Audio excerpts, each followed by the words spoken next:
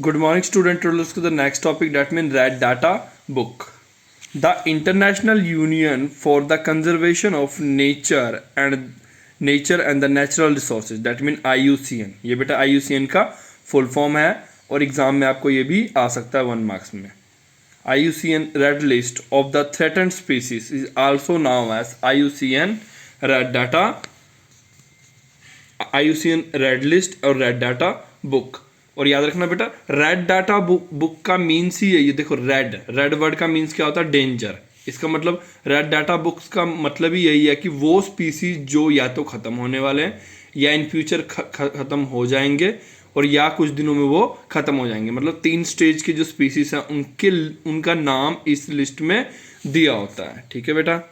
Was created in 1963. It is considered the world most comprehensive inventory of the status of plant animal species. Means कि ये जो बेटा red data book है ये हमें status बताता है कि वर्ल्ड में कितने सारे प्लांट्स बच गए हैं, एनिमल बच गए हैं या कौन से ऐसे स्पीसीज है जो या तो ख़त्म होने वाले हैं अगर उनको ना बचाया जाए. बेटा IUCN जो था उन्होंने फर्दर एक कमीशन बनाया जिसका नेम रखा स्पीसीज सर्वाइवल कमीशन, जिसे SSC भी बोलते हैं. Has been assigning the conservation status of species and sub species on a globe scale in order to highlight the species threatened with the extension and the therefore the promote their conservation process. मतलब IUCN ने बेटा further एक committee बनाई जिसका नाम SSC रखा. तो उस कमेटी का बेटा काम क्या था कि सभी स्पीसीज के लिस्ट को इकट्ठा करना और वो स्पीसीज के लिस्ट को इकट्ठा करना और उनकी लिस्ट को इकट्ठा करना और बताना कि कौन से स्पीसीज खत्म होने वाले हैं, कौन से स्पीसीज डेंजर में है. ठीक है बेटा. और उनकी लोकेशन क्या है. ठीक है बेटा. ये देखो सब species on the globe scale. Okay. Therefore, promote their conservation purpose. This book is designed to determine the relative risk of extinction. देखो बेटा ये बुक हमें ये भी बताता है कि कितना रिस्क है कि वो स्पीसीज खत्म हो सकते हैं टाइम के साथ. And the main purpose of IUCN Red List to calculate and highlight those species are listed as critically endangered. और इस बुक का जो मेन पर्पस और मेन काम है, क्या काम है कि उन स्पीसीज को हाईलाइट करना जो क्रिटिकली एंडेंजर्ड है, मतलब कि जो अगर जिनको ना बचाया जाए तो वो कुछ दिनों में ख़त्म हो जाएंगे. उन स्पीसीज को या वो एनिमल हो चाहे वो प्लांट हो उनको क्या करना? हाईलाइट करना. ठीक है. Critically endangered. The IUCN Red List also include the information on the species that are categorized as extinct. और ये भी बताता है कि कौन से स्पीसीज है जो एक्सटिंक्ट हो चुके हैं, उनकी कैटेगरी इस बुक में अलग से बनी हुई है. अब देखो बेटा केस स्टडी क्या है.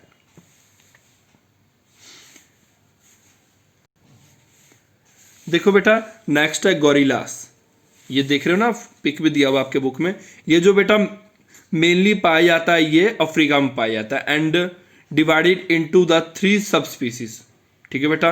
अब देखो गोरिल्लास तो एक नेम है, गोरिल्लास को फर्दर 3 सब स्पीसीज में इन्होंने डिवाइड किया. 3 सब स्पीसीज में डिवाइड करने का मतलब क्या है कि देखो वो अलग अलग जगह पे पाया जाता है तो उनको उस हिसाब से उनका नाम रखा गया. जैसे कि देखो वेस्टर्न लाउलैंड गोरिल्ला, ईस्टर्न लाउलैंड गोरिल्ला और एक है माउंटेन गोरिल्लास. ठीक है बेटा. तो यहाँ पे एग्जाम में आपको क्वेश्चन पूछा जा सकता है, राइट द 3 टाइप्स ऑफ क्या पूछा जा सकता है? Right the 3 types of sub species of gorilla. देखो बेटा ये जो तीनों गोरिल्ला है इनमें काफ़ी कम डिफरेंस है, ओनली माइनर डिफरेंस इनके साइज में, बिल्ट में और कलरिंग में. मतलब क्या है कि तकरीबन अगर हम बोले तो 95% ये सेम है. बस इनका क्या है, लोकेशन अलग अलग है, थोड़ा सा कलर में डिफरेंस है, साइज में डिफरेंस है, इनकी बॉडी में डिफरेंस है, बाकी सब कुछ इनका सेम है. The eastern and western group of gorillas are widely separated in location. जो ईस्टर्न और वेस्टर्न गोरिल्लास है वो अलग अलग लोकेशन पे रहते हैं, but so similar in the form that they must have come from a single parent population. और याद रखना कि चाहे ये अलग अलग लोकेशन पे रहते हैं बट ये सिंगल पेरेंट्स से ही मतलब कि पैदा होके यहाँ पे आए हैं। ठीक है बेटा, मीन्स आप इसको ऐसे समझ सकते हो कि एक गोरिल्ला के 5 बच्चे थे तो पांचों बच्चे अलग अलग जगह पे जाके रहने लग पड़े। Single parent population in not to distance past, since gorillas will not cross large river, याद रखना गोरिल्लास बड़े बड़े रिवर्स को क्रॉस नहीं कर सकते, सच एस जारिया एंड अवेंगी गोरिल्ला स्पेशलिस्ट। अब देखो बेटा यहाँ पे अब आप हमें कैसे पता लगा कि गोरिल्लास लार्ज मतलब बड़े बड़े रिवर्स क्रॉस नहीं कर सकते, इसके पीछे इसके लिए भी बेटा किन्होंने काम किया, इसके लिए भी काम किया साइंटिस्ट ने। उन्होंने बेटा क्या किया, गोरिल्लास पे क्या क्या लगाते हैं, वो चिप लगाते हैं, मतलब कि एक चिप लगाते हैं और देखते हैं गोरिल्लास पूरे दिन क्या क्या करता है। तो उनसे उन्होंने क्या पाया कि वो माउंटेन्स मतलब कि बड़े बड़े रिवर्स को क्रॉस नहीं कर सकता, माउंटेन्स को तो वो क्रॉस कर जाते हैं बट रिवर्स को, वो पानी वाले रिवर्स को क्रॉस नहीं कर सकते। और कुछ गोरिल्ला स्पेशलिस्ट ने क्या बताया, जैसे कि जॉर्ज है, George study suggested that the parent population probably lived in the area too dry and open to be stable for gorilla habitat. मतलब क्या बोल रहा है कि जो पेरेंट्स होते हैं, मतलब पेरेंट पॉपुलेशन होता है गोरिल्ला का, वो मेनली कहाँ रहता है, मेनली कहाँ रहता है उनके रिगार्डिंग उन्होंने बताया। उन्होंने क्या बताया कि जो पेरेंट पॉपुलेशन गोरिल्ला होता है वो ड्राई प्लेसेस पे रहते हैं, ड्राई और ओपन प्लेसेस पे।